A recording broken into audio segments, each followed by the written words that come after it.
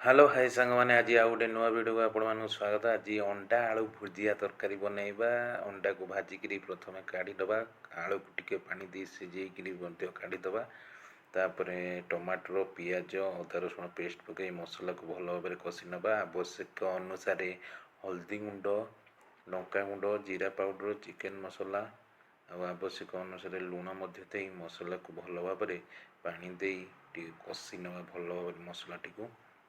देखो मसला धीरे धीरे कषि आसला, पानी अंश मरीगला। एवं आलू टी पकईकि भल भाव मिक्स कर नवा, एकर सेकर कर भल भाव मिक्स कर नवा। तापर अंडा जो भाजी रखिथवा ता देहरे पकईथवा, अंडा आलू को भल भाव मिक्स कर नवा मसला संगे, एकर सेकर कर भल भाव मिक्स कर नवा। आवश्यक अनुसार पानी देदेवा, ताको किछि समय फुटिया छाड़ीदवा। देखंतु एबे आमर अंडा आलू भुजिया तरकारी रेडी हो गला। देखंतु केते सुंदर भाव में आपण आपको भात कि रुटी सांगे मध्य खाई परिबे। आपण माने थरे एपरि भाव रेसिपी घरे बनै चेष्टा करंतु।